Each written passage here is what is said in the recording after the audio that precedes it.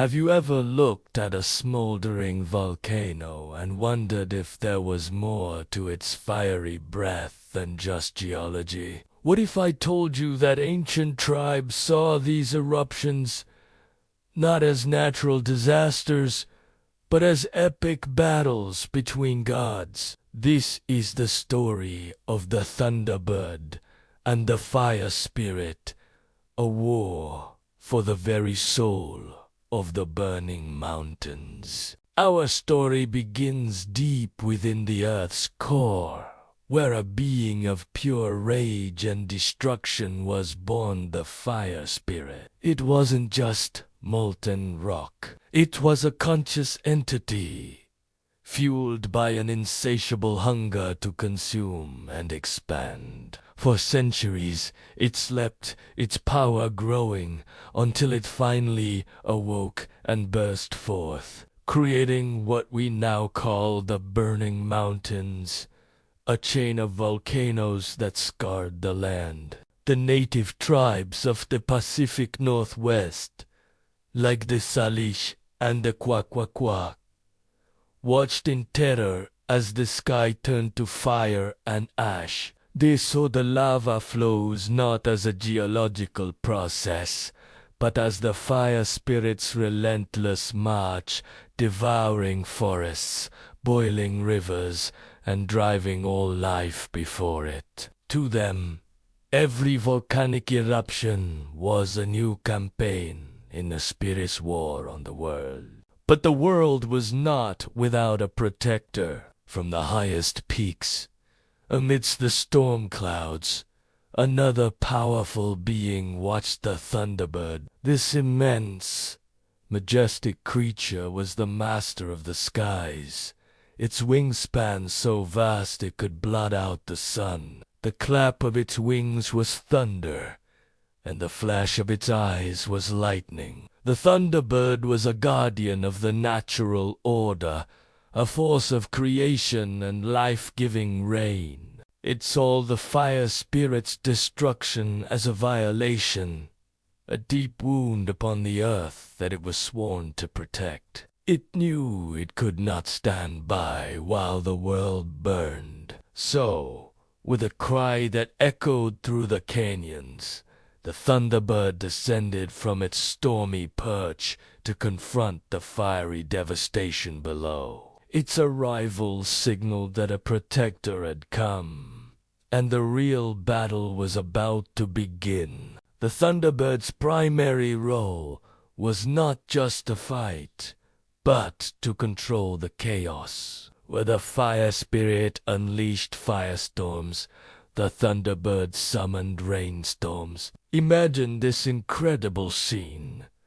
Sheets of fire and ash rising to the sky, met by a torrential downpour summoned by the beat of colossal wings. The sizzling sound of water meeting lava was said to be the hiss of two primordial forces in conflict. The Thunderbird would use its powerful talons to scoop up entire lakes and drop them onto the fiery vents, attempting to quell the Spirit's rage. The lightning that flashed from its eyes wasn't just for show. It was a weapon, striking the mountainsides to cause strategic rock slides, diverting lava flows away from tribal lands and sacred groves. It was a constant, tireless effort to contain a seemingly unstoppable force. And so began the legendary war for the Burning Mountains. This wasn't a single battle,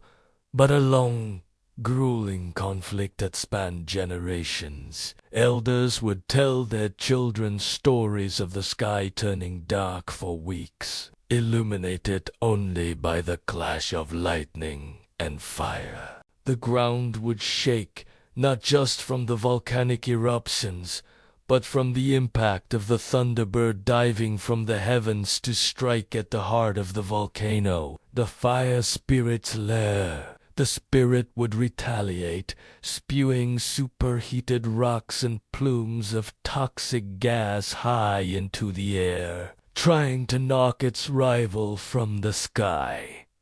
These weren't just random events. They were tactical moves in a celestial chess match. One side fighting to consume, the other to preserve. The tribes who lived in the shadow of these mountains became the audience to this divine war. The Cowlitz people, for example, have tales of watching the peaks of Mount St. Helens and Mount Adams glow with an unnatural light, believing it was the Thunderbird battling the fire demons within. They saw the formation of Crater Lake not as a collapsed caldera, but as the final resting place of a defeated fire god, drowned by the Thunderbird's relentless storms. These sky-fiery events were woven into the very fabric of their culture. They would perform rituals and dances,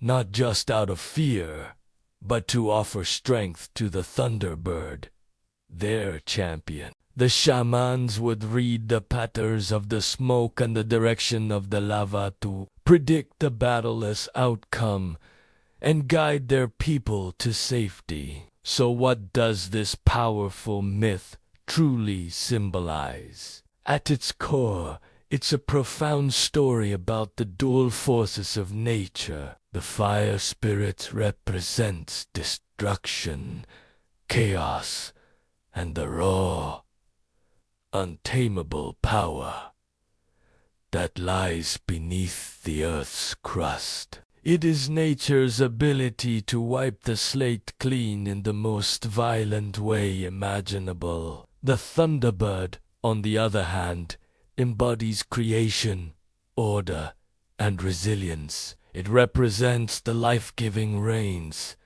the protective skies, and nature's incredible capacity to heal and restore balance. The war between them is the eternal dance of destruction and renewal that we see all around us. A forest fire clears the way for new growth. A volcanic eruption creates new, fertile land. This ancient legend teaches us that nature is not simply good or evil. It is a complex interplay of opposing forces. The Thunderbird doesn't completely destroy the fire spirit. It controls it, pushes it back, and restores balance. The volcanoes are never truly extinguished, just as the potential for both creation and destruction is always present in the world. The story served as a way for ancient people to understand a terrifying and unpredictable world, giving them a framework to comprehend disasters and a sense of hope that a powerful guardian was watching over them.